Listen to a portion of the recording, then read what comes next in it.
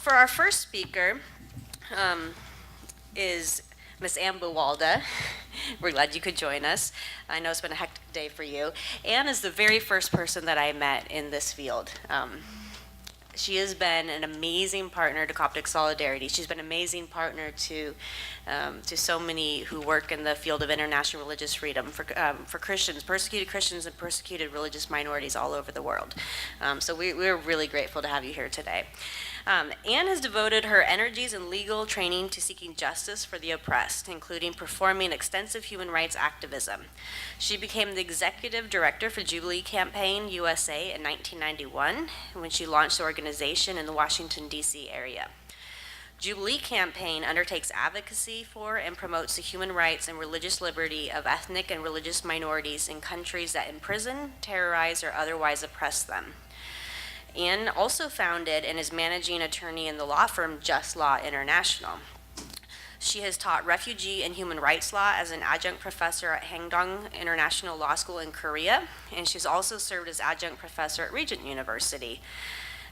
She has completed 2 master's degrees at Regent, one in public policy and another in cross-cultural communication. Of course, she also has a law degree as the founder of Just Law.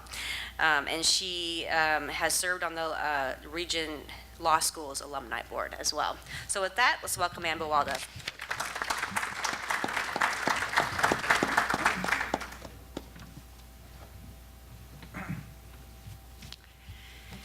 Each year, it's a joy to be with you all. I'm always so blessed and happy to see that this topic of the Middle Eastern Christians is one that you have in your heart, I have it in mine, and this topic, I hope, continues to resonate throughout Capitol Hill.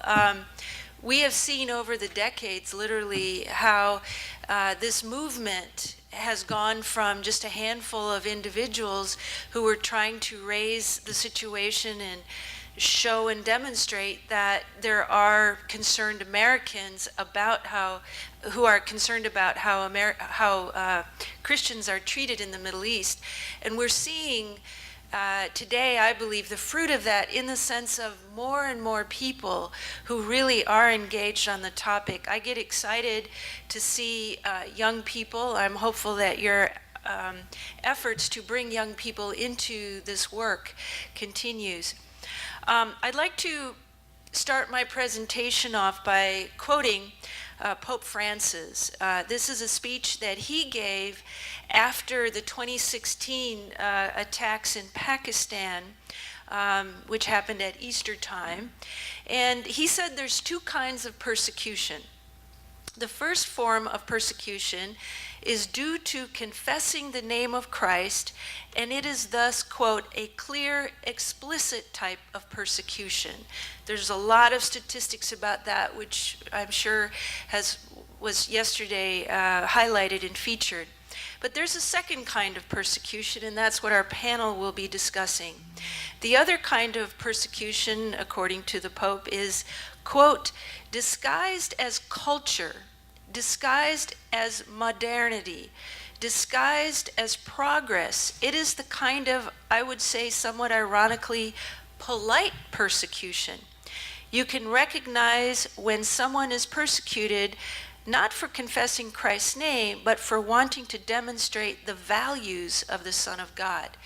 I thought that was a very powerful quote in terms of understanding what we're up against when you have cultural persecution in areas that are marginalization. And the Pew Foundation has recently released statistics from 2016 on 3 specific areas of persecution around the world. First of all, government restrictions. They say that in 2016 they found 28% of the countries that they studied, of 198 countries, reflected laws, policies, and actions by officials that restrict religious beliefs and practices. The second form or category of persecution, social hostilities. They found that in 2016 it remained stable at 27% of all countries have very impactful high or very high levels of social hostilities. And then the third category they list is overall restrictions. 83 countries, or 42%, had high or very high levels of overall restrictions on religion, whether resulting from government actions or hostile acts by private individuals, organizations, and social groups. And they say that that was an increase from the prior year of 2015. So I wanted to break down those three categories into some other areas that I, as an immigration lawyer, handling a lot of asylum cases, notice my clients informing me about. Things like services. Marginalization happens when services are not provided to areas with high concentrations of minorities, such as Christian minorities. You have this in Egyptian villages and areas that are perhaps, and speaking of Pakistan, many areas in Pakistan where they don't have access to electricity, at least continuously. They get the brownouts or the blackouts, and also water. Clean water is a major problem in a lot of areas, and there's no one to advocate to try to get, no chowdhuries to advocate to try to get those services into the community because they're minority. They don't have any influence. And so they're marginalized and persecuted in that way.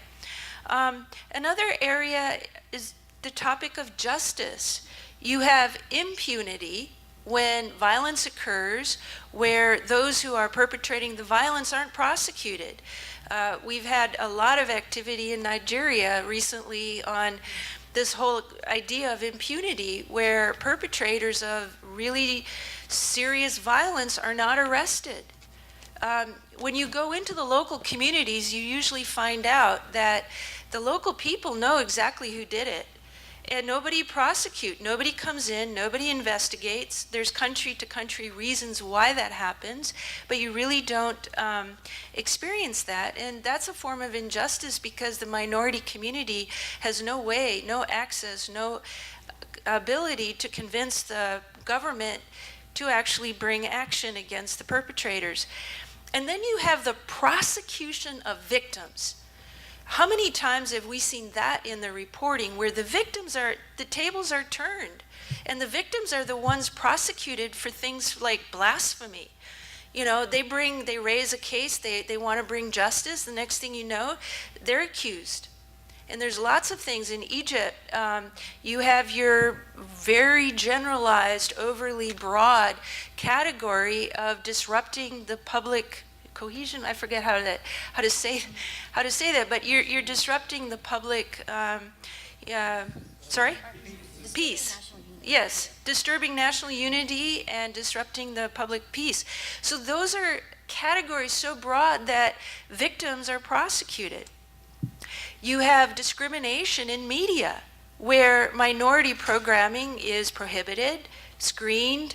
I know in Egypt you have a whole bureau that does the screening and review of all media that's put out to make sure that, you know, the minorities' viewpoints are not reflected appropriately within media.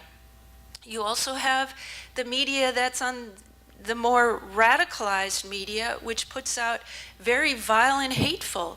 Saudi Arabia, for example, your media, you know, can be very, very just radical, you know, in terms of calling for minorities to be persecuted and even crushed. You've seen that. Education. You both have access to education, which is often minorities don't have access to education. There's lots of reasons why an excuse is made for depriving access to education. And how about the simple thing of exam scoring? How many times have I heard clients who say, well, I know I was doing extremely well and then I got my score. Well, they knew I was Christian. There's lots of ways they know you're a minority, whether by your name or your parents' names or whatever. And it seems that exam scoring, if they score you lower, you never get qualified for the best schools or positions or so forth. So that's an area in education that creates open avenues of marginalization for the minority community. Employment. You have in Egypt where it's prohibited for Christians to be at any kind of leadership role. You know, remember decades ago when Boutros Ghali was, nobody was under him. Oh yeah, he became even the UN, Secretary General.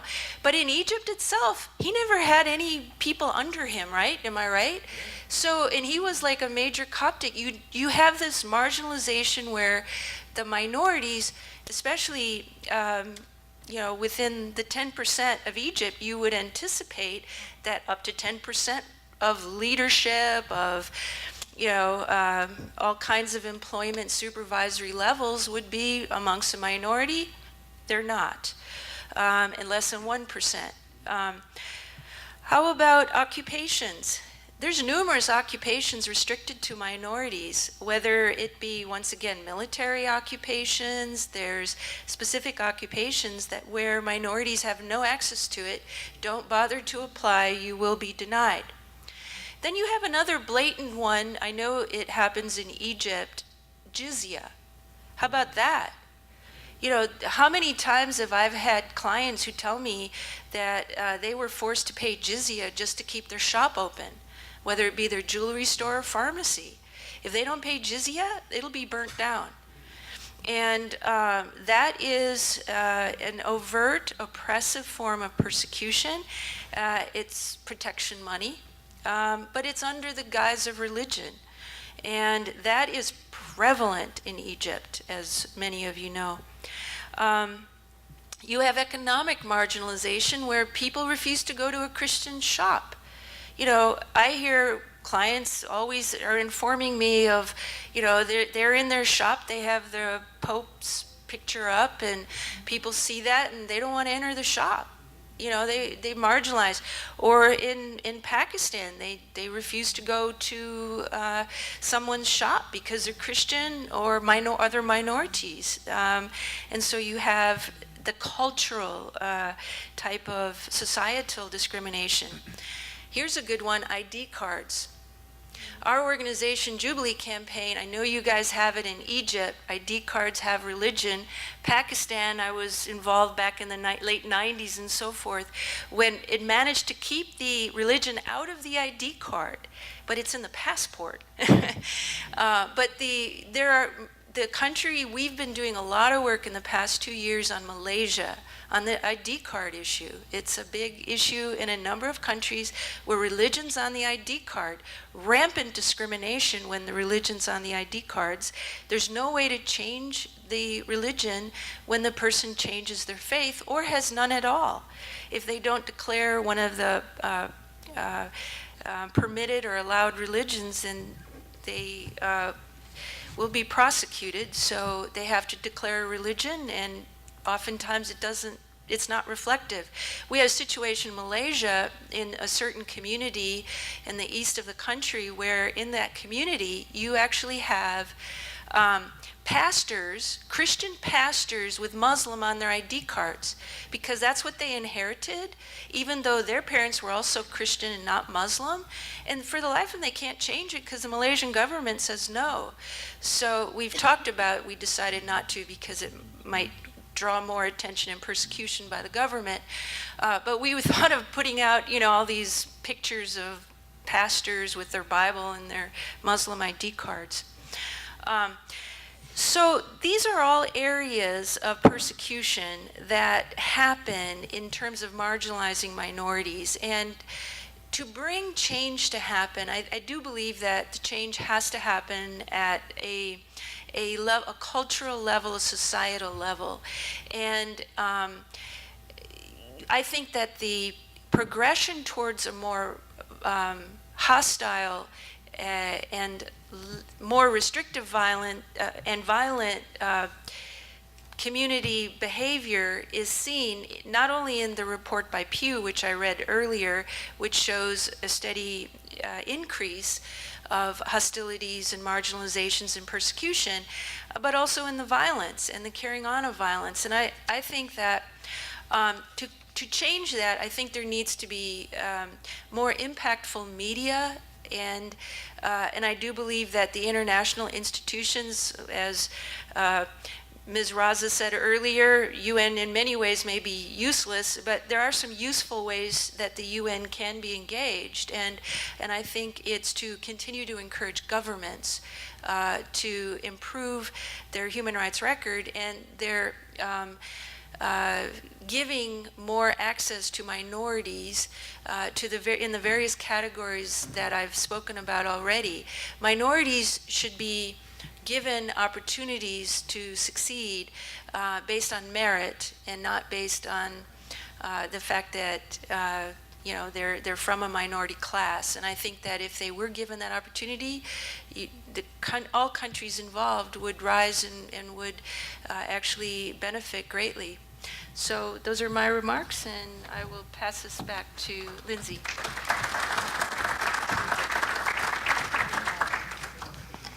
Thank you so much, Anne, for those insightful remarks. I think it's important that we have your legal perspective. You bring a different way to view some of these issues. I just want to make a couple quick comments on a few of the points that you made before I introduce the next speaker. In regard to impunity and prosecution that you mentioned, I think that's one of the biggest issues that Coptic Solidarity has been reporting on recently, is the culture of impunity in Egypt, and the fact that virtually every time a Coptic person, a church, a business, anything is attacked, anybody is harmed, it is so extremely rare for anyone to be held accountable. And that just increases the violence against them and the discrimination, the persecution. And so that's an important area that we continue to draw attention to, but we need to tackle. Another one, when you mentioned education, I thought of the story of a Coptic female student who was taking, I believe it was an entrance exam to university, and she got a 0%. Now, if they wanted to hide that it was discrimination, they could have given her 32%, but they gave her 0%. And who gets every single question wrong on a test? I mean, it was just that blatant. And so that just came to mind as an example of that type of discrimination where this poor girl, had no chance to get into university because of it. And then also I wanted to mention in regard to occupations and the lack of cops in high-level positions in Egypt, we did release a document called 44 Simple Questions for the Egyptian Government. And it basically identifies all these different areas in which there are no Coptic leaders. And we give a lot of statistics, and I encourage you to read it. And actually, this is a great time to mention that the folders that we had planned for you with our programs, with all these great handouts, they never arrived. They were shipped out here. So afterwards, maybe with our follow-up, we'll be able to send you some links to those documents. But moving on to the next speaker, Nathan Weinenger from 21st Century Wilberforce. Nathan has really taken, I think, the international religious freedom community by storm since his arrival. He brings, I think, a new perspective, fresh blood to the work, and we see a lot of young people come, and it's a hard industry to feel like you're really making a difference, and we see a lot of people come and go quickly when they start in this field, and Nathan hasn't. And so anyways, I'll tell you a little bit more about his background. He has 10 years experience in multi-sector work, including religious freedom, civic and community engagement, and international development. He is the Director of Policy and Coalitions for Wilberforce, as I mentioned. He has coordinated NGO, think tank, national and international coalition outreach to support broad-based strategic policy reforms on international religious freedom. His specialty is in communications, with attention to audience awareness, message crafting, and narrative development, as well as coalition building, policy structures, and data messaging. Nathan has a bachelor's degree in economics and theater from Washington University in St. Louis, and a master's of public policy from the University of Chicago. With that, let's welcome Nathan.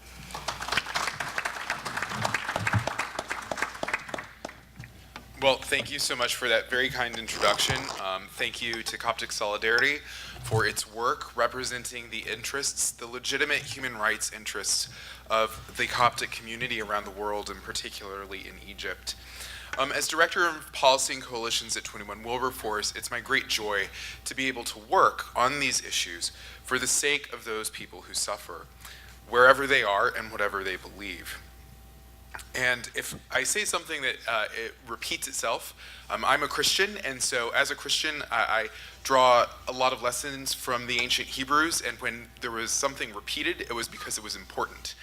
So if you hear something that Anne has already said that I say, it's because it's important, so I hope you pay attention to it. We are at a very unique moment on persecution issues. In the United States, Secretary of State Pompeo has said that international religious freedom is the cornerstone of U.S. foreign policy. Ambassador Sam Brownback, the ambassador at large for international religious freedom, has said the same thing and has engaged more strategically with the NGO community than perhaps any ambassador in any at-large position before him. We see USAID looking for ways to integrate IRF into its work. And so it's vital that we understand the forms of persecution, particularly for the communities whose voices we try to amplify, because when you describe them well, and in a way critically that US policymakers can hear, you move those issues forward. Egypt right now is at a very interesting place, and I'll go into some of the reasons why. President Sisi has been executing some very grand gestures, particularly in visiting and supporting, with a supportive presence, masses at the cathedral. And we do thank him for that. But persecution goes deeper than that, and it requires more than just grand gestures. The U.S. Commission on International Religious Freedom, in a controversial move, recommended Egypt as a Tier 2 country for the second year in a row. The U.S. Commission does very important work, and while any one of us might agree or disagree with that level of designation, we have to pay attention to their report because it's used throughout the US government on ways of describing the problems and describing persecution. We see the progress that they have made, as I mentioned, in the president attending the Christmas Eve services. We are also grateful that there have been actual improvements in the ability for different churches to renovate their buildings and to perform repairs. However, we're saddened by the fact that it's only 53 of the 5,540 churches, according to USERF, that have been able to make those applications and capital improvements and actually see them come to fruition. We are not grateful that blasphemy cases have increased, again, according to USERF. There is also a lack of justice, as Anne highlighted with impunity, about the impunity issues, and so I will not get into those. Additionally, the Department of State issues an annual report for every country in the world on international religious freedom. It's an excellent, in-depth report. I highly recommend you look at it. It does a fantastic job of codifying and condensing many of the challenges that you're talking about today. It describes the challenges of Sharia law, the ambiguities of the Constitution, which in one hand guarantees religious freedom, but then on the other hand says all sources of law are based in Sharia. It also notes various church reconstructions, which are again good signs, but it also describes how terrorism has continued, and demonstrates how Muslims who have opposed church construction have been able to continue to do so, and in fact, many people have been martyred for their Christian faith. We must deal with these things because there are opportunities for progress in Egypt. And that's one of the reasons it's so exciting that Coptic Solidarity is investing in this work, investing in being on the Hill, and also investing in your knowledge and awareness of how these things work. Getting specifically beyond the facts on the ground as we understand them here in the West, and I cite those because if you're an advocate in this country, you're speaking primarily to Westerners when you're trying to get them to do something. So it's good to use the words and the terms and the reports that they themselves have created. Regarding means of persecution, the above situations in data can be categorized in several ways. And it is important to understand what those ways are because those are the frames by which policymakers understand the issues. They have been developed by trusted organizations, or they use frames that people who work on those policy decisions can recognize. Anne already mentioned the Pew Center, a highly respected across the political spectrum, across the ideological spectrum research organization, highlighting the difference between government restrictions and social hostilities. I think that's vital. Egypt faces both. According to their latest report, which came out a few days ago, and is using 2016 data, Egypt had the 4th highest government restrictions of the top 25 most populous countries in the world. It had the 3rd highest social hostilities of the 25 most populous countries in the world. And when you chart those out on a graph, that actually puts Egypt up the furthest in the restrictions categories. It is on their index, it is in the top 5 most restrictive countries. I personally think, not speaking for Wilberforce here, but I personally think that given this sort of data, USERF's Tier 2 designation should change next year. And there is room for advocacy with that data. That data is respected by the staff at USERF, taking that data to USERF, arguing from a position of strength, which Pew has developed, is a great strategy. Beyond these categories of persecution, there's also a topography of persecution. There's marginalization, which shows up in things like when education, when a type of education or curriculum diminishes a history, or when people are denied a part of a level of education because of test scoring, or because they're not allowed into a university. There's discrimination, where people are kept out of jobs or careers, as Anne also highlighted. There's outright persecution, which is violence and murder. And there's injustice, as we described before, where perpetrators are not held to account, and oftentimes victims becoming the ones who are charged. There's also different ways of describing persecution in terms of focus. Perhaps the most commonly described version of this, at least in the West, is belief. Western Christians will also oftentimes describe fellow Christians as being persecuted for, and I quote, what they believe. I think this is largely because of the neoliberal perspective that prevails in the West. And it is also because of strong ideas that are attached to at least plurality cultures in Christianity within the West around evangelicalism, where narratives of belief are core to understanding the Christian faith. We also see it in Western Europe, where instead of international religious freedom, the formulation is freedom of religion or belief. But it is not and in fact, many times people are persecuted. I know of situations because of their belief. We have a situation in Nigeria today where a little girl was abducted along with 100 other girls by Boko Haram, who quickly discovered that this was going to generate all sorts of problems for them on their publicity front, and they released them all, but one, because she would not renounce her faith and convert to theirs. She is now being persecuted because of her belief. However, this is not the only way that it shows up. Identity is another very important part of religion. We mark ourselves. As Copts, many of you have marked yourselves on your wrists for a very long time. If you're denied your ability to identify, or if that identity becomes a target, you're being singled out for being able to live your life. You're not stopped on the street and asked what you believe. You're not necessarily asked to convert. You're simply attacked or marginalized because of your identity. Violence and marginalization can be religious persecution without being motivated by belief. It could be motivated by jealousy. Often religious minorities are financially affluent. It could be motivated out of patriotism, where a minority in one country might be a majority in a state nearby where there are contentions. I think of Pakistan and India. Beyond identity and motivations, there's also institutions. Religious communities set up organizations to serve their adherents and surrounding communities. And oftentimes they are directly attacked.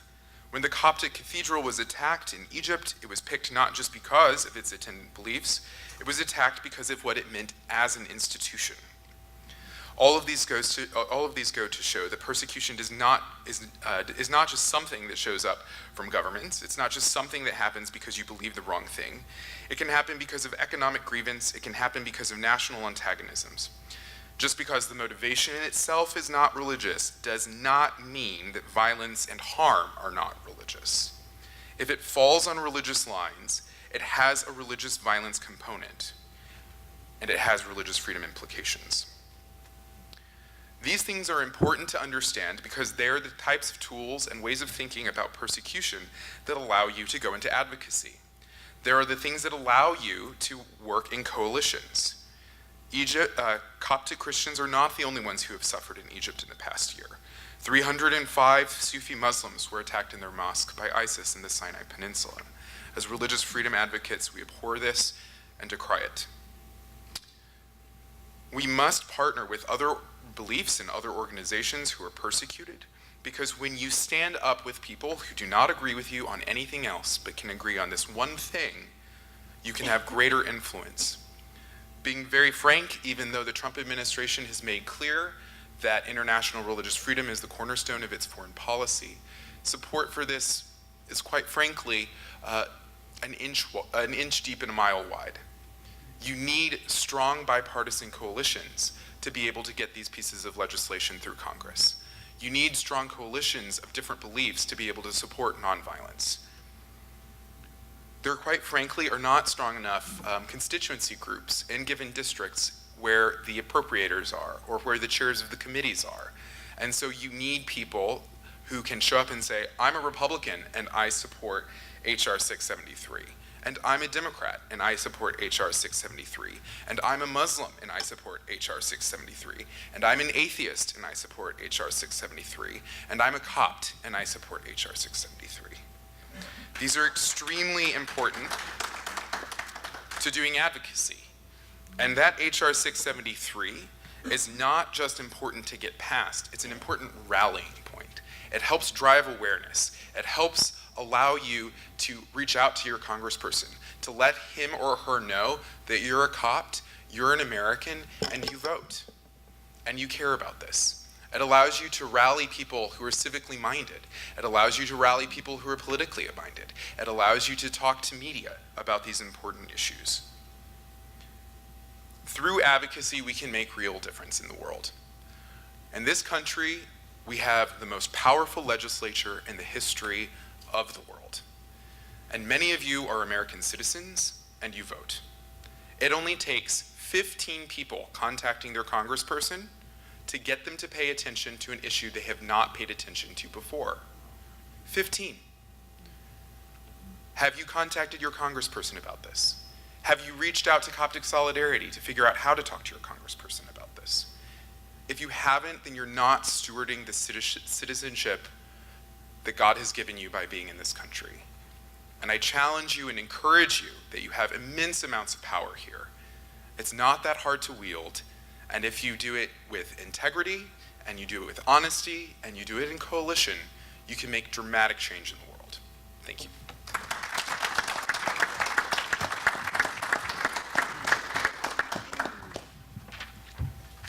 Wow, so many good points there, Nathan. Thank you. I guess moderator's privilege. I have to make just a couple comments regarding your comments. First off, what you mentioned about the USERF report, so the U.S. Commission on International Religious Freedom and the State Department. I wanted to mention this really briefly because these are the two of the critical tools that we have at our disposal, tools and resources, I should say. Both the State Department and USERF put out an annual report on religious freedom. USERF doesn't cover all the countries, but they do cover Egypt annually.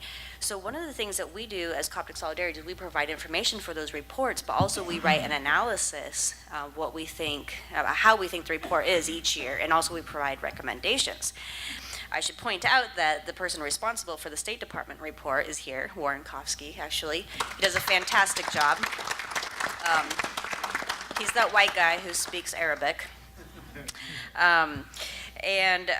So I thought that was really important that you mentioned we need to be sure to talk to the Western talk to legislators and talk to people in our advocacy work using their reports, their terms and language for advocacy. Wrote that down.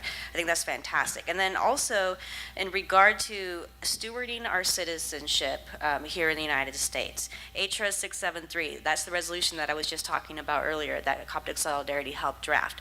If you haven't contacted your member of Congress, we have a campaign on our website, and you can do so today. As he also said, only 15 people need to contact in a district, and actually it can also only take one person.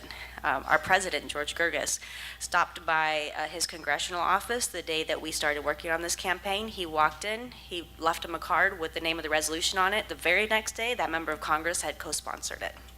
And then wrapping up with it quickly, the bipartisan support working in coalition, this resolution has great bipartisan support, and in fact it was not introduced until we had equal numbers of Republicans and Democrats. And that in the future, it had no chance of going anywhere unless we started that way. So, moving on to our final speaker, who is also the other white guy who speaks really good Arabic, if you haven't met him, Dr. Raymond Stock. Dr. Stock actually is joining us for his second time. He was with us, I think, about 3 years ago. He is an expert on Middle Eastern political and cultural affairs and is a Shulman Ginsburg Writing Fellow at the Middle East Forum. He's also an instructor of Arabic at Louisiana State University, and he lived in Cairo for 20 years. He was deported from Cairo back to the U.S. in December 2010 for an article critiquing the candidacy of Egypt's then culture minister, Farouk Hosni, to head UNESCO in Foreign Policy magazine in 2009. Stock has translated 7 books by the Egyptian 1988 Nobel laureate in literature, Naguib Mahfouz, whose biography he's writing for a publisher right now. Mahfouz cooperated in the research. He is a 2007 Guggenheim Fellow. He served as a visiting assistant professor of Arabic and Middle East Studies at Drew University. He's also a frequent commentator in the news and the media. With that, will you help me welcome Raymond Stock?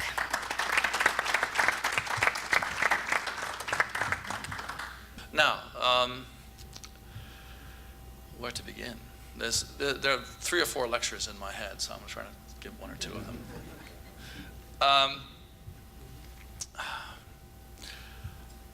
I first became involved with Egypt in 1977. I went on a trip to Egypt with my undergraduate school, Grand Valley State Colleges then, now it's a university. And it was truly eye-opening to go to the Middle East for the first time. And everyone was so friendly, and it was during the time when there was the beginning of the peace process between Israel and Egypt. It was the 1 month after President Sadat had gone to Jerusalem, and the first Israeli delegation replying to that visit actually came on the same day that we did from the States. They came from Israel and began a process that may or may not resume at some point, but it began and continued for some time at that point. The first thing one was told when one arrives in Egypt, if you're a foreigner, if people talk about the condition in the country, they will, I mean, that's how it was prior to the revolution at least. I left, I was deported just before the revolution, in fact, 2011. I was deported in 2010.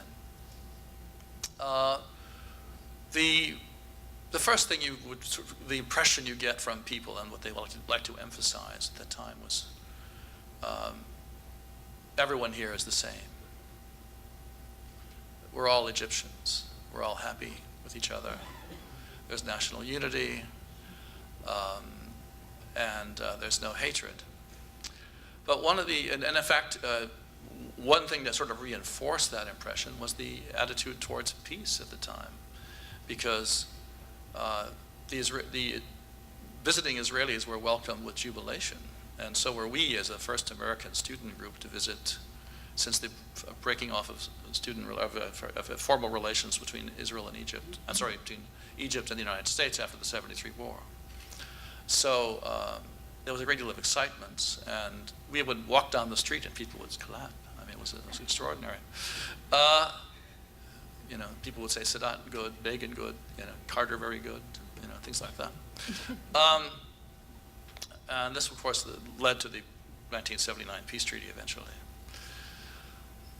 But while we were there, and we were hosted at a very high level by people like Yusuf as-Sabai, who was a very famous novelist. He was then the editor of Al-Ahram newspaper, the largest and probably still the largest newspaper in the Arab world, semi-official daily of the Egyptian government.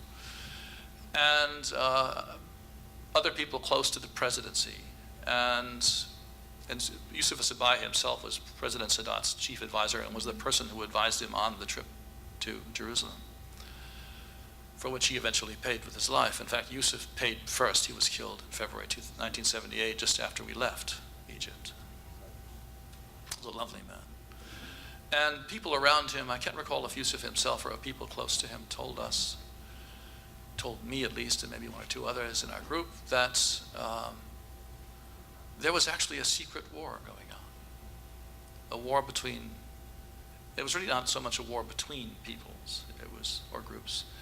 It was a war by a group or groups of people against the Coptic minority.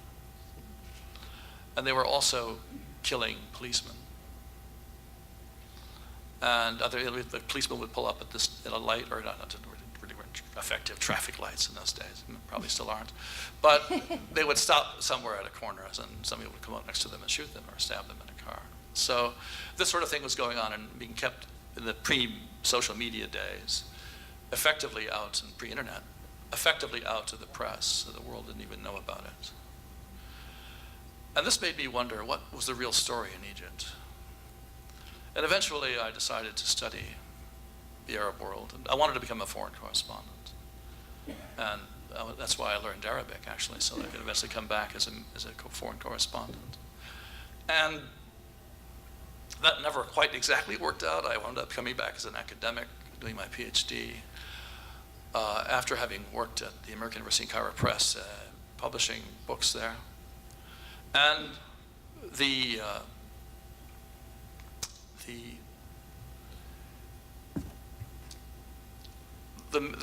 main thing I learned was that knowledge of the region was not the most important thing. It was knowing how to think. So when the revolution of 2011 occurred, I was amazed at how it was misread, how it was seen as a national unity movement, when in fact it was organized by people who had been aggressively anti-Israel and who'd kept it out of the media during the revolution. The April 6th movement was a predecessor of this, and they were aligned pretty much behind the scenes with the Muslim Brotherhood. And there was a lot of interaction between them. As from a human rights perspective, they pushed for... Can you not hear me? I'm sorry. I'm sorry. Can you all hear me now? Alhamdulillah. Okay.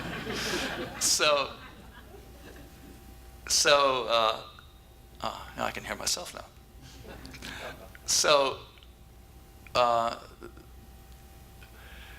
they didn't understand the background. The foreign journalists who parachuted into the country didn't really understand the dynamics behind the revolution and the fact that it was actually dominated by the Muslim Brotherhood, by the Ikhwan al-Muslimin, who were the most effective organizers through the mosques to get people into the square, and who had even a social media connection, like the website Qul Khalid Saeed was in fact run by people that had some connection to the Muslim Brotherhood, either in the past or presently.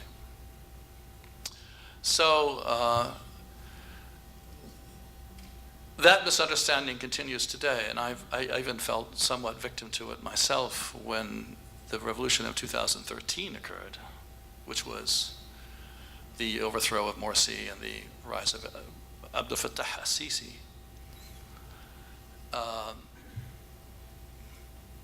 I wrote articles about him, praising him as the Muslim Churchill, because he was fighting the Islamists. And I still think a lot of that applies. But unfortunately, the system was not easily overturned. And that's something which I didn't, by the way, think it would happen overnight anyway. But there's been no effort, I think, to really address the fundamental issues. And a lot of those issues go back to antiquity, actually. They're a combination of Egyptian national identity is formed in antiquity, and the attitudes toward religion in Egypt, and the ironies of the Islamization of Egypt and the treatment of minorities in Islam. And for example, the Copts are the earliest Egyptians. They're descendants of the pharaonic civilization. Their Coptic language is the last phase of ancient Egyptian language. Even in Coptic music, there is a belief that, by some experts, that the roots of the music are actually were found in pharaonic temples. So hymns to Isis and Osiris were adapted in the liturgy. So, and yet, in modern Egypt, Copts are seen as foreigners by the Muslim majority, by many, not by any means by all. And in fact, when I first came to Egypt, I believe the majority of Egyptians, at least in urban areas, not necessarily in Upper Egypt and in rural areas. And also there were some parts of Cairo, like in Baba, that it was also a problem. Where, Egyptians, among the more educated people, were seen as essentially like us. And for example, Naguib Mahfouz's biography I am writing, as was mentioned, when he was young, he said that he didn't know who was a Christian or a Muslim in his neighborhood until you saw the funeral, because they went to different places in the end. So I'm not referring to eschatology there. So, so now,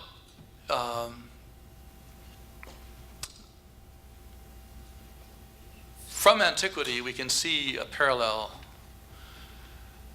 in the, actually, we can see something, I'd just like to point this out.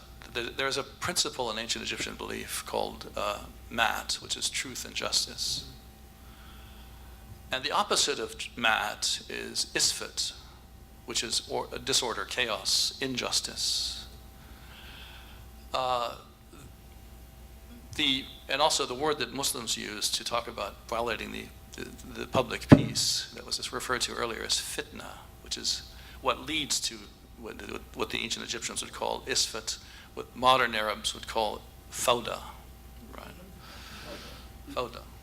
And this is in the chaos of the 2011 revolution, after that there came a figure, after Morsi rose to power, there came a figure who tried to redress the balance, it seemed, and that was Abdel Fattah al-Sisi, to restore Ma'at.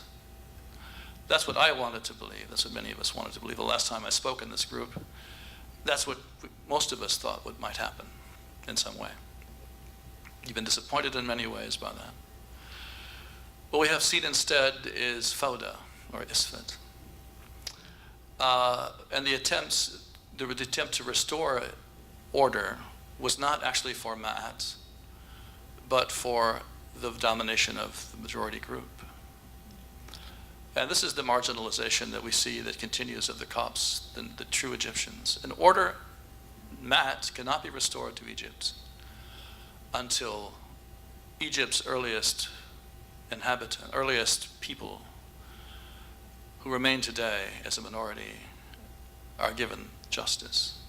Not only them, but all the minorities, and the Shia and other groups in Egypt. Some of them have also been murdered. And actually, I have much more I'd like to say, but because I've been given the 2-minute warning 3 minutes ago, I'm going to bid you all shukran wa ma'asalama.